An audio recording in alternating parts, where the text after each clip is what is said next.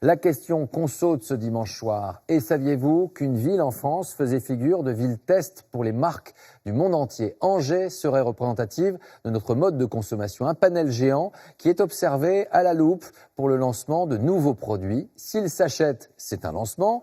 S'il boude le produit, il n'apparaîtra jamais dans le reste du pays. Enquête signée Ambroise Duchère et Antoine Morel.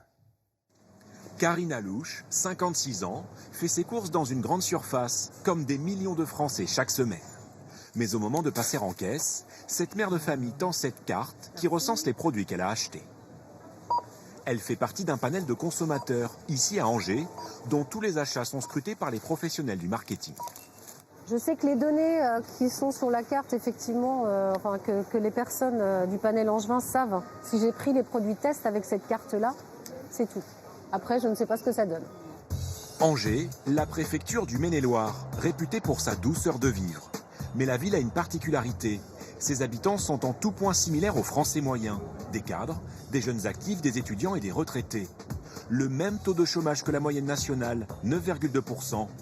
Le même salaire mensuel, 2 200 € net par mois. Du coup, c'est un excellent laboratoire pour les grandes marques. Elles y scrutent 10 000 consommateurs. Et dans les rayons des magasins, on observe les gestes et les habitudes d'achat. À la clé, il y a peut-être un succès. Nous regardons différents indicateurs, à commencer par les données de vente des magasins, mais également la proportion des consommateurs à réacheter un produit après l'avoir testé. Et nous savons que si un produit fonctionne à Angers, il fonctionnera vraisemblablement partout. Ces produits vedettes, ce directeur de magasin les connaît bien. Il y a 2 ans, une célèbre marque de pâte à tartiner a lancé son premier biscuit dans sa grande surface. Il a été lancé sur Angers. Aujourd'hui, c'est une marque phare et un produit phare dans toute la France. Il a démarré sa carrière ici. Il a démarré sa carrière sur Angers et principalement dans notre magasin.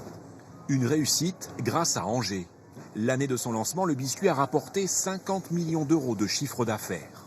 Si le magasin accepte de mettre en rayon ses produits test, c'est parce qu'il a tout à y gagner. Ces nouveaux produits nous permettent de faire progresser notre chiffre d'affaires fortement, d'être présents, d'avoir des produits nouveaux dans notre magasin qui ne sont pas présents dans d'autres magasins. À Angers, il n'y a pas que l'alimentaire qui est observé de près. Les inventeurs y testent tout type de produits. Cet entrepreneur a créé cette paire de chaussures connectées. C'est une chaussure à l'intérieur de laquelle vous trouvez un dispositif électronique. C'est simplement un capteur de mouvement qui va détecter si une personne est tombée ou pas. Et dès l'instant qu'il détecte une chute, le système va envoyer un message sur le smartphone, sur le téléphone de sa famille. Les chaussures sont actuellement testées dans la ville, notamment par des retraités, pour s'assurer de leur fiabilité. On a eu une détection de chute le 22 octobre 2018. L'inventeur a investi beaucoup d'argent. Avant de vendre ses chaussures dans toute la France, le test est une garantie supplémentaire. C'est pour éviter un crash industriel grave. On a mis effectivement plus de 2 millions € dedans et on ne veut pas que quelqu'un d'autre arrive plus vite que nous avec le meilleur produit que nous. Donc on veut être les meilleurs tout de suite. Les entreprises déboursent jusqu'à 100 000 € pour obtenir ces résultats de test. Le prix à payer pour que leur produit soit un succès commercial.